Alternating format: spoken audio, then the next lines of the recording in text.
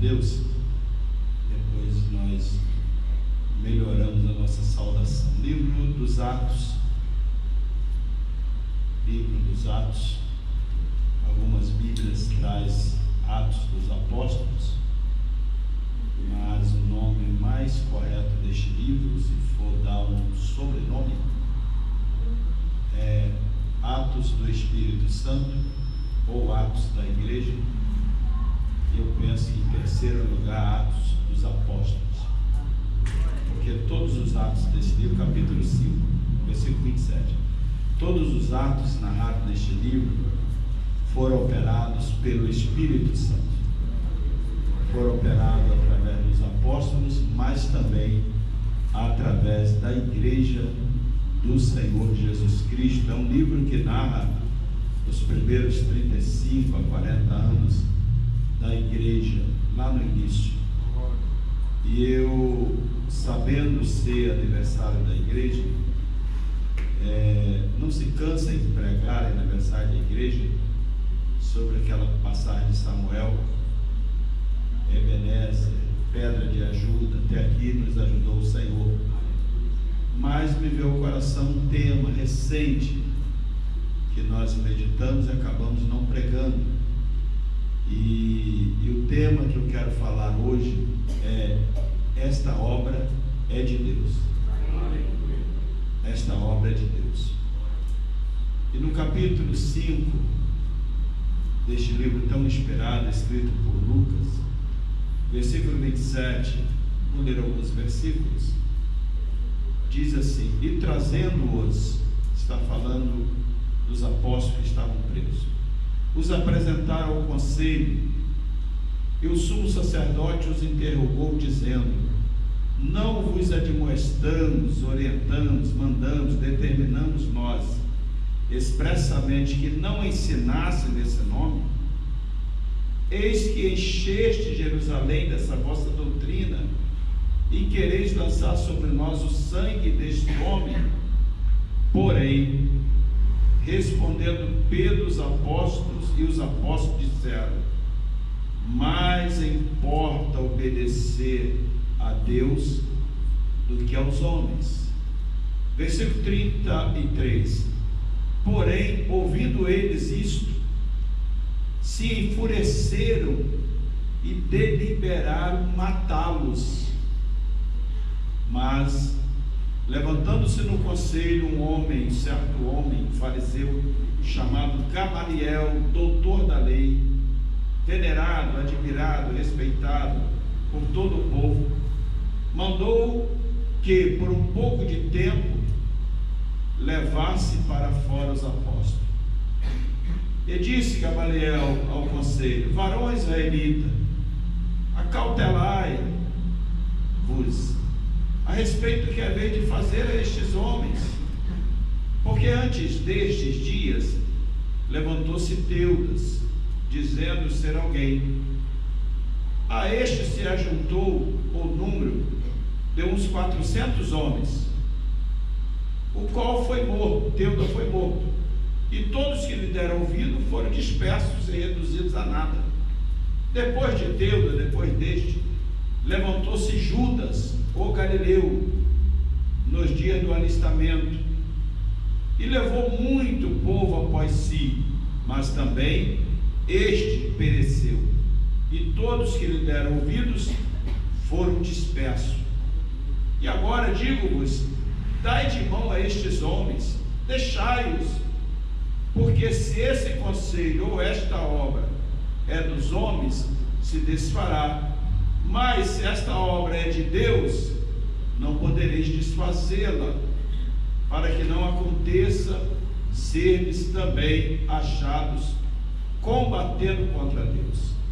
E concordaram com ele, e chamando os apóstolos e tendo-os açoitados, mandaram que não falassem no nome de Jesus, e os deixaram ir. Retirando-se, pois, da presença do conselho, regozijando-se de terem sido julgados dignos de padecer afronta pelo nome de Jesus, e todos os dias no templo e nas casas não cessavam de ensinar e anunciar a Jesus Cristo. Amém? Podem sentar em nome de Jesus. É uma alegria estar aqui esta noite. Tudo aquilo que o pastor falou a meu respeito reduz-se servo de vocês. Eu tenho menos tempo de crente do que esta igreja existente. 53 anos, não é isso, pastor? 54 anos. E 54 anos. Nós temos 44 que aceitamos a Jesus. E nesses 44 anos Deus tem me dado a honra de ir em lugares que eu não mereço ir. E um deles esta noite é aqui. Eu conheço o pastor João do Carmo há algum tempo. E ele nem imagina isso, nunca desconfiou, mas eu sou admirador dele. Depois eu vim aqui em 2 trabalhos aqui durante a manhã, ligado à convenção, da qual eu faço parte, e sirvo ele lá também. E gostei muito do templo e nunca imaginei que ele teria coragem, e vi que ele é um homem corajoso, de me chamar para estar aqui junto. Meus irmãos tão felizes, alegres, os irmãos aqui glorificando a Deus, jovens, as irmãs, vocês são muito bonitos. Parece até que vocês são crentes da Taquara, sabia? Eu trouxe água de lá, né? A nossa Taquara é mais bonita do que essa Taquara do Rio. A nossa lá no pé da Serra de Petrópolis. É um bairro encostado à mata lá. E a igreja é 100 e poucos metros da mata, da reserva que começa a Serra de Petrópolis. Na pandemia, os jovens adolescentes, eu cheguei junto, acredito, algumas vezes. A gente ia caminhando, fazendo trilha dentro da mata, até quase o Quintandia de Petrópolis. Então lá é um recanto chamado Taquara, é uma fazenda chamada Taquaral. Nunca imaginei nem que existia aquilo lá. Mas há 12 anos nós fomos convidados a passar um período lá de 1 ano, e acabou que bebemos da água e lá ficamos. E a igreja da Taquara é uma igreja de pessoas bonitas e alegres e que glorifica a Deus igualzinho a vocês. Então vocês parecem muito com os crentes lá da Taquara. Temos trabalhado na obra missionária, envolvidos em alguns projetos. Já há muitos anos lidamos com missiologia. Eu troco qualquer culto de qualquer catedral por uma praça e um microfone na mão. E se tiver gente que canta tão bem como vocês, e aí a coisa ferve. E estamos vindo de uma viagem cansativa de missões, dirigi na terça, segunda para terça, quase 17 horas de estrada, e uma caravana, levamos um grupo de 50 e poucas irmãs a um congresso no Vale do Jequitinhonha. Esse é um lugar difícil, quase na divisa da Bahia. Muitos conhecem aquele vale como o Vale da Miséria, África brasileira, mas Deus tem transformado vidas e locais naquele lugar. Estamos em 10 pontos lá diferentes, em 3 municípios, e o trabalho que se abriu há 13 anos, 12 para 13 anos, ali dando um lanchezinho a algumas crianças. Hoje nós temos irmãs lá para fazer um congresso, mais de uma centena de irmãs, e foi bênção. Irmãos, eu sou assim mesmo, eu não sou pregador, eu dou uma palavrinha na beira da estrada, de vez em quando, mas nesta noite esse tema tem fervido no meu coração há vários dias. Esta obra é de Deus, reticências. E se ela é de Deus, como o pessoal da Deus em Amor cantava um corinho há muito tempo, ela não pode parar. Ela não vai parar. Ela só chegou até aqui porque ela é de Deus. Ela é de Deus. Eu fico impressionado, a gente tem estudado história há muitos anos, e nos últimos anos agora nos dedicado mais a estudar a história dos países bíblicos, todos eles, onde nasceu a Bíblia, onde passaram os apóstolos, onde passou Jesus. E Deus tem nos dado o privilégio de conhecer aqueles países, andar nas pegadas de Paulo, nas pegadas dos apóstolos, nas pegadas do povo hebreu no deserto, nas pegadas de Jesus. E eu fico pensando quantos reinos, quantos líderes, quantos impérios se levantaram. Hoje o que existe são as cinzas que a arqueologia escava e encontra que eles existiram mesmo, e não existe mais nada. Mas o povo de Deus, continua de pé. O povo eleito de Deus, Israel, eleito em Abraão, continua de pé, mais firme do que nunca. E a igreja, que é o povo de Deus eleito em Cristo, continua em pé. Enquanto os impérios e os ministérios e os impérios e os reinos que levantaram contra este povo sumiram, o povo de Deus continua em pé, porque esta obra é obra de Deus. Esta obra é obra de Deus, e ela vai continuar até o dia em que Jesus vier nos buscar. Ela continuará vitoriosa, porque Jesus está conosco, e Ele só vai deixar de estar conosco quando nós formos a estar com Ele. O dia que nós estivermos com Ele, aí Ele não vai estar mais conosco aqui, porque nós estaremos para todo sempre na presença dEle. Então esta igreja está completando. Eu imagino que hoje isso aqui é um bairro bom, tem muitas igrejas, eu vim prestando atenção, muitas denominações aqui em volta, várias igrejas, depende da intenção de uma ou de outra, mas o importante é que nós vemos que este município tem muitos crentes, muitos servos de Deus, é a igreja do Senhor, e ela continua e continuará. Pode levantar reinos, pode levantar sistemas, pode levantar ideologia, levanta quem quiser, a igreja não será abatida, a igreja não parará, a igreja pode ser perseguida, podem fazer o que quiser, porque esta obra é de Deus, e o nome de Jesus Cristo, que foi apresentado ali agora há pouco, que tem todo o poder, o nome de Jesus Cristo é quem nos garante. O nome de Jesus, a Bíblia diz que Ele está acima de todos os principados, de todas as potestades, que se nomeia não só neste presente século, mas no vindouro. Qualquer força maligna ou humana, qualquer poder que se levantar contra o nome de Jesus vai ser esmiuçado, passarão, mas a igreja romperá em marcha, a igreja romperá triunfante, porque um dia a igreja vai ter um encontro com o Senhor Jesus Cristo, e para todo sempre não terá mais cansaço, mas para todo sempre não terá mais batalha, para todo sempre não terá mais dificuldade, não terá mais fraqueza, não terá mais desânimo, enquanto estivermos aqui. Tirando os pastores daqui, só os pastores daqui, mas o restante nós somos um grupo de fracos, um grupo de incapazes, um grupo de pequenos, frágeis. Os daqui não, o pastor João Carlos é exceção, mas o restante nós somos frágeis, somos incapazes. Mas na nossa frente, mesmo na nossa fragilidade, na nossa incapacidade, e Paulo, quando escreve aos Coríntios, ele diz isso: quando eu fui ter convosco, eu fui em fraqueza, eu não fui em sublimidade de palavra. E realmente, quando você lê o início da igreja aos Coríntios, no capítulo 18 de Atos, que é onde nascem todas as igrejas antigas, no livro de Atos, Paulo, quando chega aos Coríntios, a perseguição levanta, e ele estava ali já no final daquela segunda viagem missionária da Macedônia, cansado, e ele resolveu ir embora. Aí Deus diz a ele: Paulo, fica nessa cidade, porque eu tenho muito povo nesta cidade. E Paulo ficou lá 1 ano e 8 meses fundando a igreja aos Coríntios.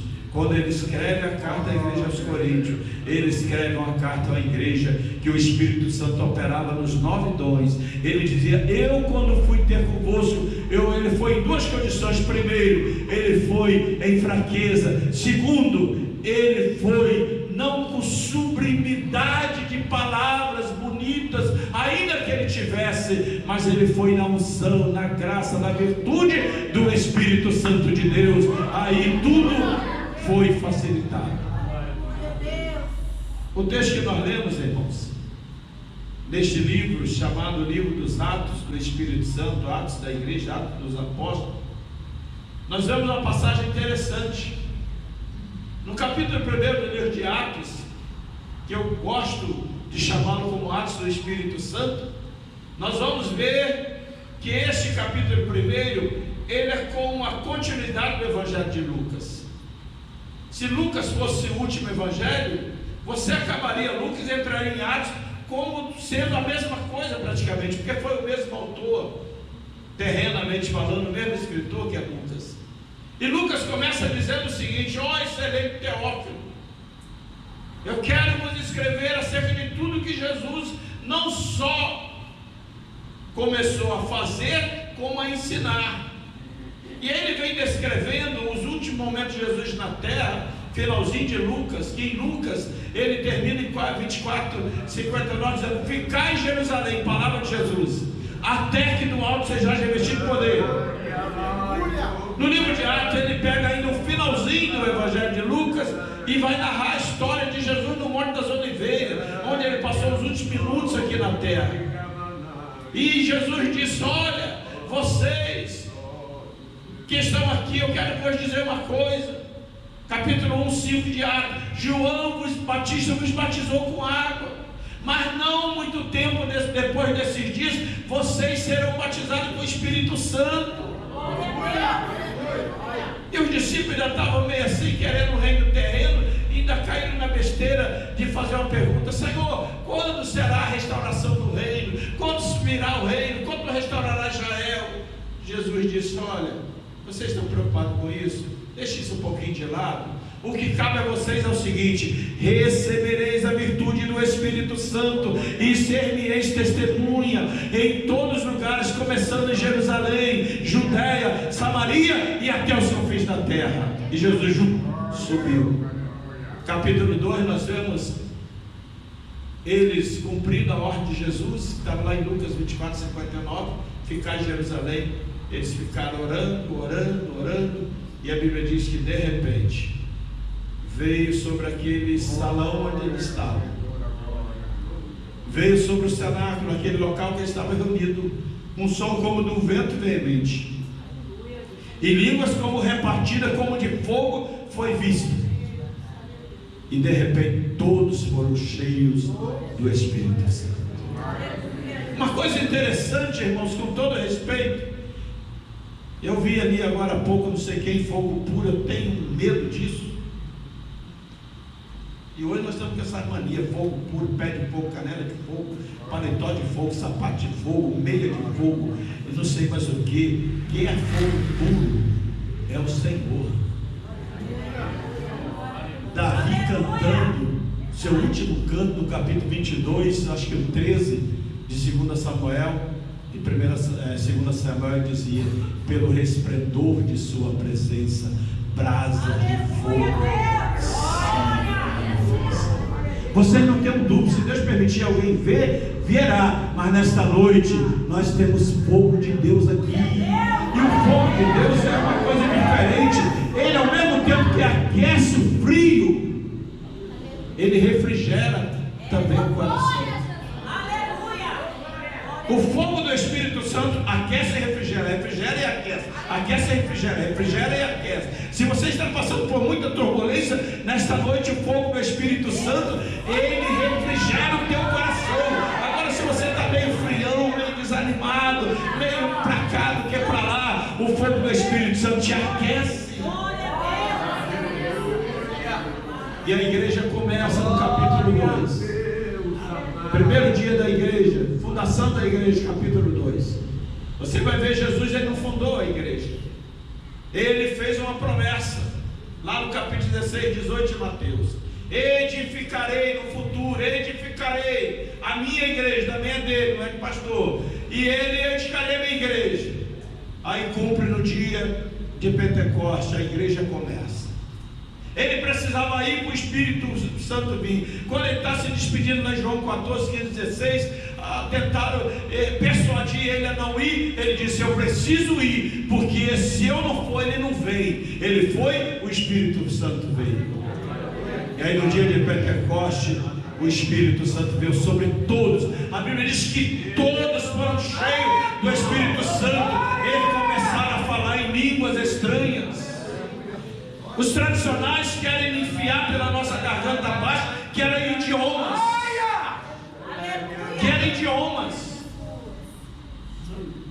os teólogos tradicionais que enfiaram a nossa garganta abaixo, que eram idiomas. Mas a Bíblia diz, irmãos, que ali tinha 15 a 18 nações representadas, de várias línguas e dialetos, e todos ouvindo as mesmas pessoas e entendiam em suas próprias línguas. Não tinha 18 poliglotas ali para cada um falar para uma nação o seu idioma. Era uma língua estranha, mas quem ouvia compreendia. E o Pedro, quando viu que aquelas pessoas o escarneciam, dizendo que ele estava embriagado, aquele que havia negado a Jesus há 50 dias atrás, fragilizado, talvez como cantou esse irmão aqui, o último hino, fragilizado, tinha negado a Jesus lá naquele pátio, na frente daquela fogueira lá, e chorou depois quando o galo canta. Acho que Pedro nem comer galo com macarrão nunca mais comeu, porque ele viu o galo, a coisa pegava, ele devia lembrar, meu Deus. Mas naquele dia, quando ele foi cheio do Espírito Santo, e as pessoas disseram: essa gente está com mosto, essa gente está bêbada, essa hora, essas pessoas estão bêbadas, que era 9 horas da manhã. Se fosse alguém falando em inglês, vamos deixar o inglês de lado, grego, latim, hebraico, qualquer outro idioma, ninguém ia dizer que eles estavam bêbados. Disseram que eles estavam bêbados porque era uma língua estranha. Aí Pedro, cheio do Espírito Santo, se põe de pé e começa a pregar o seu primeiro sermão. Nós não estamos embriagados. Isto é que o profeta Joel profetizou no capítulo 2, 28, que nos últimos dias ele derramaria do seu Espírito Santo sobre nós, sobre toda a carne, e vossos filhos e vossas filhas profetizariam e teriam visões, os mais idosos sonhariam, e os servos e as servas também seriam cheios do Espírito Santo. E a Bíblia diz que Pedro, ele prega essa mensagem, e 3.000 pessoas se convertem. No capítulo 3, eles vão ao templo, a hora da oração, a hora nona. Só trazendo uma palavra de esclarecimento. A Bíblia fala em templo em Jerusalém, mas templo como igreja não existe na Bíblia. E quando a Bíblia foi escrita, não tinha nenhum construído ainda. Essa história de templo só foi construído no 3º século, no ano 300 para frente, que Roma proibia as reuniões e ia proibir construir templo. E eles iam na oração lá no templo em Jerusalém, mas não dentro do templo também. Nem Jesus entrou no templo, porque ele não era levita, mas em volta do templo, no lugar das reuniões, onde tinha aquele tanque, por exemplo, que o paralítico do capítulo 5 foi curado por Jesus. E ali naqueles locais, no pátio, eles tinham a reunião de oração. E eles foram, e na porta havia um mendigante pedindo esmola. E a Bíblia vai nos dizer no capítulo 4, 22, que aquele homem estava naquela situação há muito tempo. Tinha mais de 40 anos aquele homem. Capítulo 4, 22. E eles subiram, Pedro e João, eles viviam para Deus e não de Deus. Hoje tem a turma que vive de Deus, vive da Bíblia, e outros que vivem para a Bíblia. Depois a gente pergunta ao pastor a diferença disso que ele fala. E aí Pedro não tinha lá e tal, e disse: olha, nós não temos ouro nem prata, mas o que nós temos estudamos. Em nome de Jesus Cristo, levanta e anda. Aquele homem recebeu 2 grandes milagres. Primeiro, ele foi curado, mas nunca tinha caminhado. E quem nunca caminhou tem que engatear igual criança para aprender. Porque o caminhar é uma sucessão de quedas que você evita tocando a perna. Você vai cair. Aquele homem, grande milagre, e já saiu correndo e glorificando ao Senhor. Aquilo causou um reboliço em Jerusalém. Se na primeira mensagem 3.000 aceitaram a Cristo, Pedro faz outro apelo, e a Bíblia diz no 4:4 que agora foram mais 5.000. E aí alguém que já achava que tinha resolvido o negócio, matando a Jesus, aqui eles tratavam como um defunto. Quem creram mais na notícia oficial dos guardas, que foram corrompidos, dizendo que tinha roubado o corpo dele. Pegaram os apóstolos e levaram lá para o Sinédrio, para o conselho superior, formado por sacerdotes, escribas e anciãos.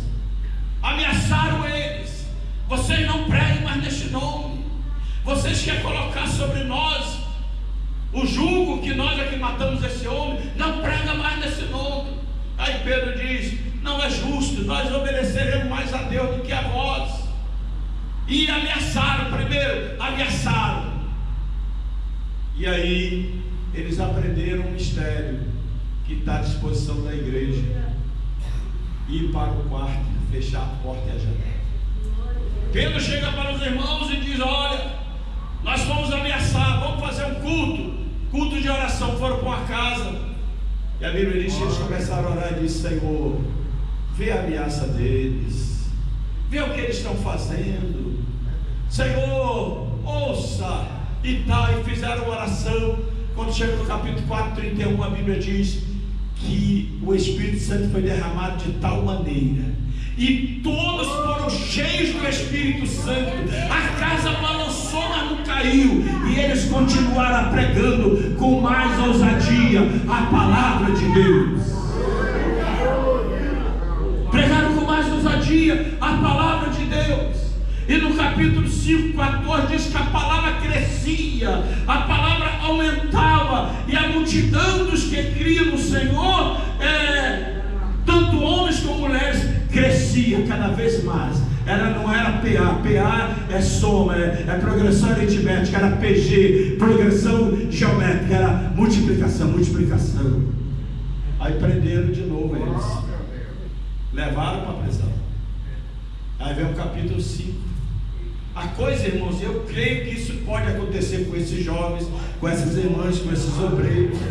O que Jesus falou: eis que vos dou poder para pisar serpente e escorpião e toda sorte de mal, e dano vos acontecerão. Eis que vos dou poder para orar e libertar os endemoniados, curar os enfermos, até ressuscitar os mortos dentro do propósito de Deus. Eis que vos dou poder. Esta promessa não acabou, ela está aberta. Me perdoe os tradicionais que diz que isso era só para os primeiros anos da igreja, isso é só para a igreja começar a crescer, e depois, quando viesse o que é perfeito, isso cessaria. Está errado. Me perdoe os teólogos, doutores, os pós-doutorados ainda tradicionais, que diz o seguinte, que a igreja, o Espírito Santo e aqueles milagres é mais ou menos, eu comparo mais ou menos assim: você planta uma árvorezinha ali na calçada, ela não aguenta ainda trombada, é esbarro, aí põe em volta dela uma cerca, uma grade, até ela crescer. Quando o tronco fica uma certa espessura, você tira aquela grade, porque aquela árvore agora já aguenta trombada, já aguenta esbarrada, e já pode crescer sozinha. Eles entendem que aquele mover do Espírito Santo no início da igreja era mais ou menos essa proteção no entorno, mas quando a igreja cresceu, não precisa mais. Isto é um engano da teologia liberal. O poder está aqui, por isso esta igreja aqui, sem nenhum super-homem, sem nenhuma super-mulher, com homens simples, homens como este que conheciam Jesus aqui, está fazendo 53 anos na unção do Espírito Santo, na graça do Espírito Santo, no poder de Deus, porque esta obra é de Deus. Aí prenderam, marcaram audiência.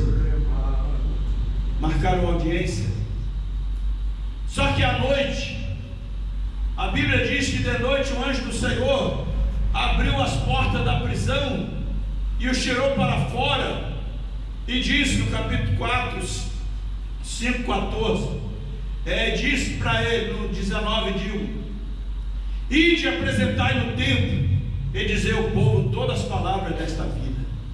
E as portas se abriram sem ter chave, os guardas nem viram, e eles voltaram lá para o pátio do templo, ao peito de Salomão, em torno ali, e começaram a pregar, e a pregar, e a pregar. E a Bíblia diz, irmãos, que Pedro era tão cheio do Espírito Santo, no versículo 15 do capítulo 5, que eles traziam as pessoas para a própria sombra de Pedro, passar ali sobre as pessoas eram curadas, mas não era Pedro, era a sombra, porque quem projeta a sombra é Então a sombra de um cristão na presença de Deus tem poder.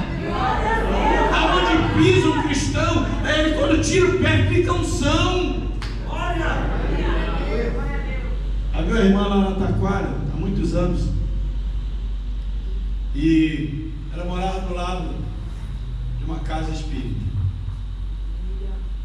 e era bem aí das ruas de terra e tal, casal de obreiro presbítero, e um dia o cidadão se manifestou lá nela,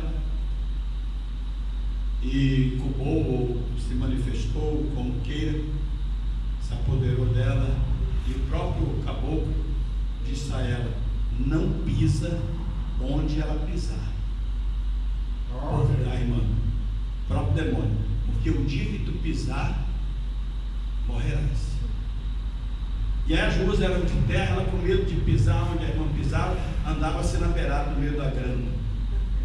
Um dia deu um derramamento de terra lá, o barraco caiu na casa deles, a irmã e o irmão foram lá, socorreram, se converteram. Eu não a conhecia, essa que se converteu, mas o seu esposo nós o enterramos recentemente com 100 anos de idade, fiel. E o demônio falou: não pisa onde ela pisar, não pisa, porque tem unção.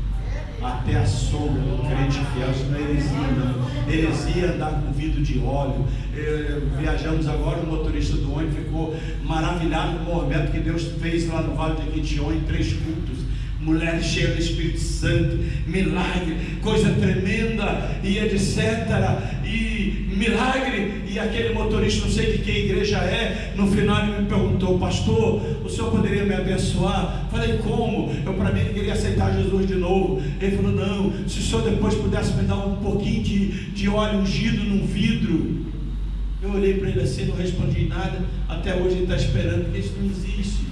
Mas quando o crente é cheio da unção de Deus, é cheio da graça de Deus, é cheio do poder de Deus, até a sua sombra tem. E aí, chegou na hora da audiência, não veio ninguém. Chamou o capitão, vai lá e busca eles no carro. Chegou lá, abriram a porta primeira, a porta segunda, cumprimentaram os guardas. Quando chegou no carro vazio. Aí o que aconteceu? Ninguém sabia. Aí chega alguém e diz: olha, eles estão pregando lá no templo. Estão pregando lá no templo. E aí foram lá com brandura, porque agora já respeitaram. Como é que tu vai fazer mal? O camarada sai do carro sem ninguém abrir a porta. Trouxeram eles, botaram diante do conselho de novo. Irmãos, esse sinédrio, eles tinham poder de vida. Foi eles que conduziram Jesus a Pilatos. Era formado por 21 sacerdotes, 21 escribas, e 23 sacerdotes, 23 escribas e 24 anciãos. Dava 70, me parece 71, ou 70, ou 74, mais de 70. E eles estão relacionando o sinédrio, estão formando o sinédrio de novo em Israel, construindo o templo, construindo toda a mobília do templo. Eu estou dizendo do que eu vi na última vez que fui a Israel. E aí esses homens eram muito influentes. E a Bíblia diz, irmãos, em um dado momento, no capítulo 4, 13 de Atos, que eles ficaram abismados porque Pedro e João eram indoutos, iletrados. Tu fez teologia onde? Não, eu leio com dificuldade. E você, João? Não, eu era pescador. E eles ficaram abismados porque eles eram iletrados. Ontem eu dei uma aula inaugural no seminário lá da igreja, estava falando sobre isso. Depois Pedro, lá no final da vida, escreve: crescei na graça e no conhecimento. Mas lá ele era iletrado. Mas quando alguém disse: olha, eles são iletrados, mas eles conviveram com Jesus. Epa! E aí chamaram de novo eles agora. Engraçado que a Bíblia não diz que eles perguntaram: quem tirou vocês da prisão? Não falou nada. Nós já não proibimos vocês de pregar este nome? Por que vocês estão pregando? Pedro toma a palavra e novamente palavra. Quer vencer? Palavra. Lê palavra e prega a palavra. Quer vencer? Palavra. E Pedro prega para eles. E Deus com a sua destra 4:31. Deus, com a sua destra, elevou a Jesus a príncipe e salvador, para dar a Israel o arrependimento e a remissão dos pecados. E nós somos testemunhas acerca destas palavras. Nós também, o Espírito Santo que Deus deu àqueles que lhe obedecem. E Pedro está pregando, e então eles fizeram uma reunião: vamos matá-lo. Nós ameaçamos, não deu certo, vamos matá-lo. Aí no meio do sinédrio tinha um homem que temia Deus, chamado Gamaliel, um rabi, um homem sábio.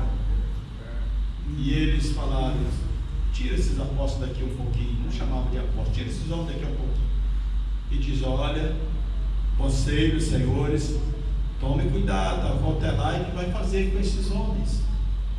Porque há dias atrás, há tempos atrás, você levantou um tal de Deus, porque Israel estava sempre em rebelião contra Roma, irmãos. Nos dias de Jesus era uma agitação em Jerusalém só, em Israel só, porque o aperto de Roma era grande, eles queriam se libertar, eles acharam que Jesus ia ser libertador. Levantou-se Teudas numa rebelião, 400 seguiram Teudas, disse Gamaliel. Aí mataram Teudas, acabou, todo mundo te dissipou. Depois se levantou um tal de Judas Galileu, e Judas era um nome comum, tipo José, João, aqui no Brasil. Era um nome comum. Levantou Judas Galileu e uma multidão seguiu a Judas. Mataram a Judas e a multidão sumiu. Quer um conselho? Disse Gamaliel: deixe esses homens livres, porque se esta obra não for de Deus, vai acontecer igual aconteceu com Galileu, com Judas Galileu, e também com o outro, com Teudas. Vai acabar, vai dissipar. Mas se esta obra é de Deus, vocês podem estar combatendo contra Deus, e não é que a obra era de Deus mesmo, e nós estamos aqui hoje como fruto daquela obra que começou em Jerusalém há 2000 anos atrás. E aí, para não ficar de graça, pegaram eles, meu querido, e deram neles, condenaram eles a umas chibatadas, deram uma sentença de chicote neles, e eles foram chicoteados e saltaram e disseram: não pregue mais nesse nome, não pregue mais nesse nome. Mas quando eles saíram, eles começaram a sacudir assim a poeira, e talvez até gemendo um pouquinho da chicotada, mas eles saíram glorificando a Deus: muito obrigado, Senhor, porque tu nos achaste digno de sofrer pela tua causa. Quantas vezes tu já pensou em desistir por besteira, por coisa boba? Alguém que diz para você que alguém falou que o teu cabelo está bonito, ou se você não canta bem, é que você não prega bem, que você fez não sei o que e você quer parar. Eles apanharam de chicote e saíram agradecendo a Deus por terem sido dignos de sofrer, e foram chorar. Não, a Bíblia diz que Pedro não perdia tempo, e retirando da presença do conselho, regozijando por terem sido julgados dignos de padecer afronta pelo nome de Jesus. E todos os dias, no templo e nas casas, não cessavam de ensinar e de anunciar a Jesus Cristo. E a obra de Deus está aqui, a obra de Deus está aqui, a obra de Deus continua. Os impérios passaram, os reinos passaram, e todos passaram, mas os dois povos eleitos de Deus, um para a terra, outro para o céu, Israel e a igreja, continua firme, continua vitoriosa. Em muitos países perseguidos, na verdade, até morte. Enquanto nós estamos aqui nos países perseguidos, nós trabalhamos com missões internacionais há muitos anos, temos informações precisas, não podemos falar detalhe, mas nos países perseguidos, muitos irmãos nossos estão sofrendo, estão padecendo, mas a igreja vai triunfante, porque esta igreja, esta obra é de Deus. Gamaliel tinha razão. Se essa obra é de Deus, não adianta matar um, chicotear o outro, que se levantarão muitos. Não estamos só, há bilhões de pessoas que glorificam a Deus como nós. No Brasil há milhões e milhões, em todos os lugares, glorificando o nome do Senhor. Quando Deus olha para a terra, já estou preparando para terminar, Ele vê 3 grupos de pessoas. Ele vê Israel, a igreja, e aqueles que ainda não são igrejas, gentios que ainda não se converteram. Quando Jesus olha para a igreja, Ele vê 3 grupos. Ele vê a igreja do seu ladinho, que já está lá em cima, no paraíso. Ele vê a igreja militante que somos nós, e vê a igreja que ainda está lá no mundo, que vai ser convertida pela nossa pregação.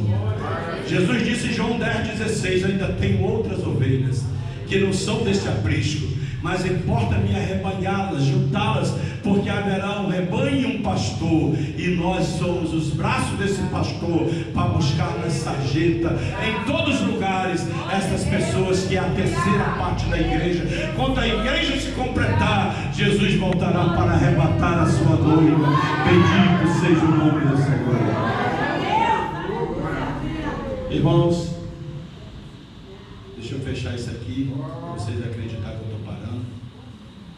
Muita gente tem medo de microfone na minha mão, mas deixa eu vos dizer algumas características que a igreja, esta obra de Deus,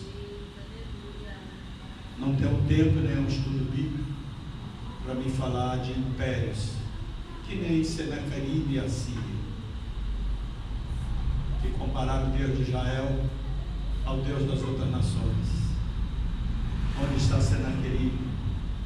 Cinzas, algumas pedras com escritos achados na arqueologia.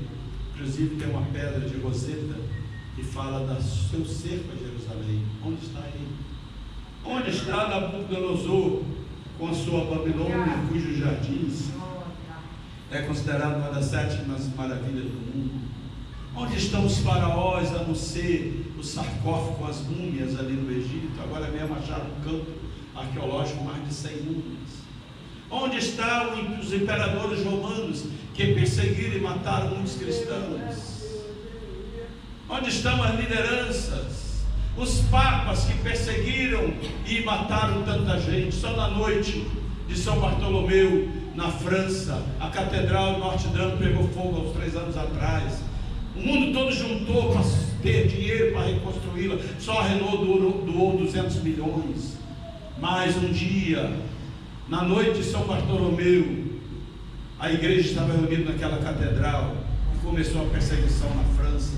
Logo depois da reforma, de agosto a dezembro, mais de 70 mil cristãos foram mortos. Onde estão eles? Onde estão eles? Onde estão? Viraram cinzas, e as almas no Hades, esperando a segunda ressurreição para o juízo vindouro.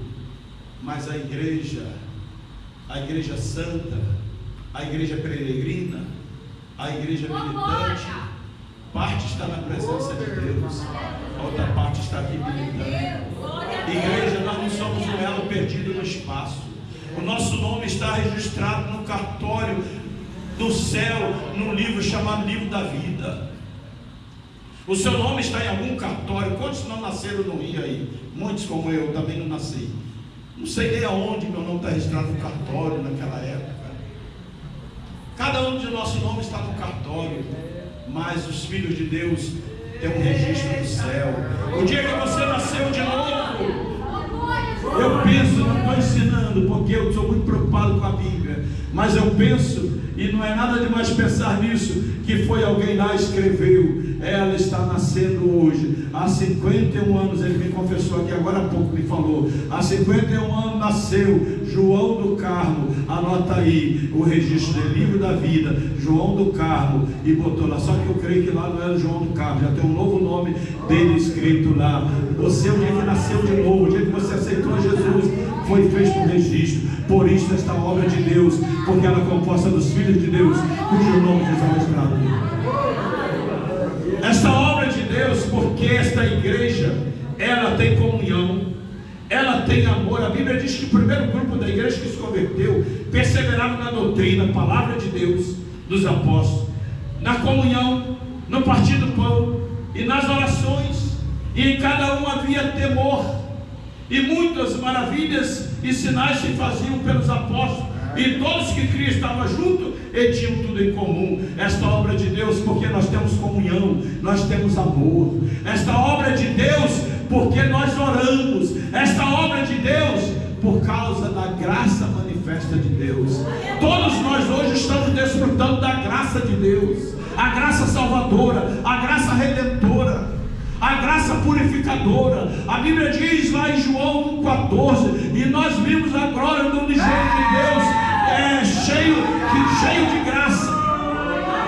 E o verbo se fez carne e habitou entre nós, e nós vimos a glória do unigênito de Deus, cheio de graça e de verdade. Porque a lei veio por Moisés. Qual a lei veio fazer o quê? A lei veio apontar o pecado, a lei veio apontar que eu e você eram pecador, mas a graça e a verdade vieram por Jesus, graça sobre graça. Aí vem João dizendo: conhecereis a verdade, e a verdade vos libertará. A verdade liberta, e a graça salva, e a graça salva. Sois salvo pela graça mediante a fé. Isso não é de nós, é dom de Deus. E hoje nós desfrutamos pela graça da salvação, do perdão, da renovação, do batismo com o Espírito Santo. Desfrutamos da graça, a cura de nossas enfermidades, a alegria na alma e no coração. Tudo isso são benefícios da graça, e todos os benefícios da graça são para a terra, porque quando a igreja for arrebatada, nós vamos gozar dos benefícios da glória. Agora graça, lá glória, aqui graça, no céu glória, aqui graça,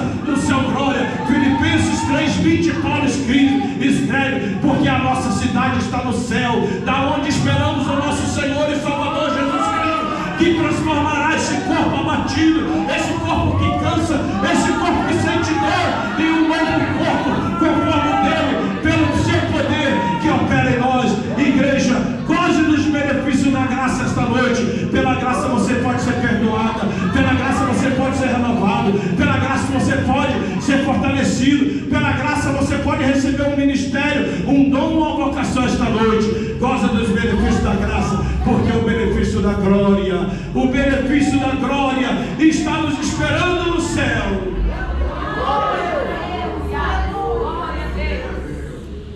Quando Paulo estava para morrer, fiquemos de pé. Ele escreveu a carta de despedida de 2 Timóteo, numa masmorra em Roma, aonde ele batizava numa cisterna que tinha lá, inclusive alguns soldados que se convertiam. E na segunda carta de Paulo a Timóteo, parece que 2:9, ele descreveu daquela masmorra que ele estava preso, mas a palavra não estava presa. Pelo que sofre trabalhos e até prisões como malfeitor, mas a palavra de Deus não está presa. Eu tive naquela masmorra alguns anos atrás, numa rua antiga de Roma, perto da Praça de Veneza, em Roma. Dali Paulo escreveu: eu estou preso, mas a palavra está solta. Ele escreveu as suas epístolas, algumas daquela masmorra, numa prisão fria, funda. A gente desce uma escadaria, tem um templo lá católico em cima, e tem uma escadaria do lado, dá 2 euros lá um padre, ou alguém vestido de padre que tem lá, e visita. De lá também Paulo escreveu a Timóteo: Timóteo, eu já estou sendo oferecido por aspersão de sacrifício. A sentença já está determinada, o dia já está marcado. Eu já sinto o meu chamamento daqui a pouco, daqui desta masmorra, para me levar para ser sacrificado. Mas eu quero te dizer, Timóteo, dê continuidade ao que eu comecei. Não tenha medo. Lembra do dom de Deus sobre ti, sobre profecia, que foi colocado por profecia sobre ti. Porque eu combati o bom combate, acabei a carreira e aguardei a fé. Desde agora me está guardada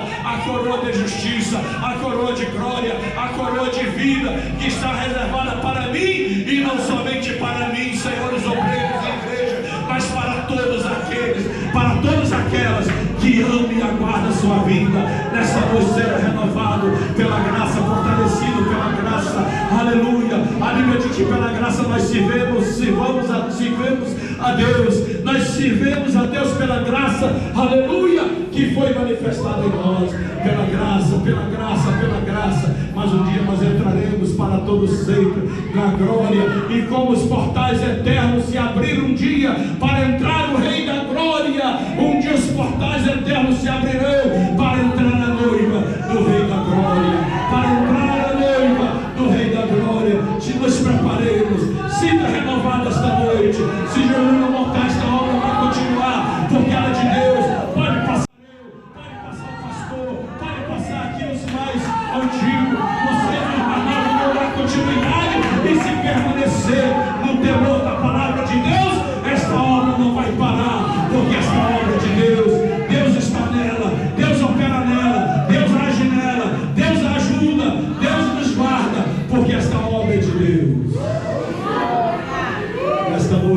quando chega o dia da glória, nós somos renovados pela graça e também demos glória.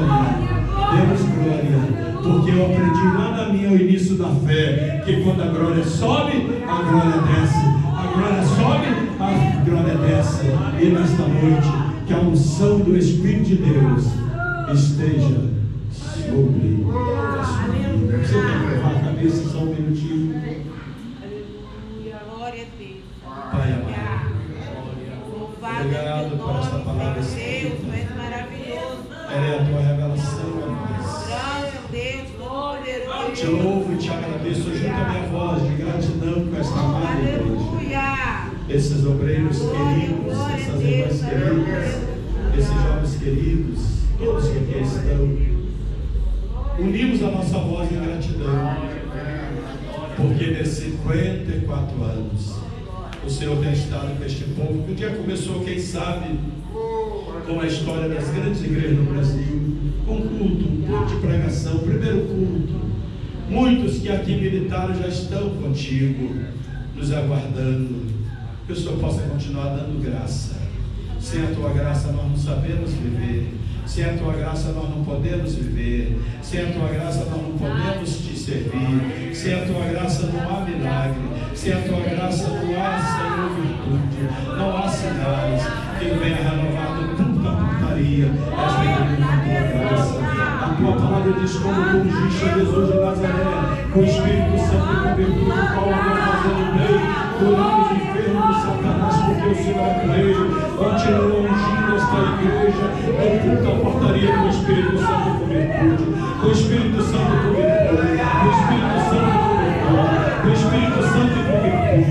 Continua levantando ministérios aqui, continua dando dons espirituais, continua usando, continua fortalecendo, continua renovando, porque um dia, Senhor, essas nuvens se abrirão quando os pés do sacerdote, sumo sacerdote Jesus Cristo tocar nessas nuvens, elas se abrirão e a igreja vai ser arrebatada, precedendo aqueles que morreram na esperança vão ressuscitar, e muitos que te serviram aqui estão aguardando, vão ressuscitar, e nós em seguida vamos subir com o corpo transformado e glorificados a encontrar para ti, contigo na glória.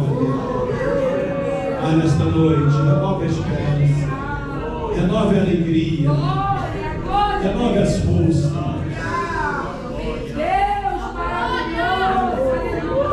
Renove, Deus. Que o rio do teu Espírito continue correndo a partir desse altar onde eu estou, passando todos os pecados até a porta do Senhor.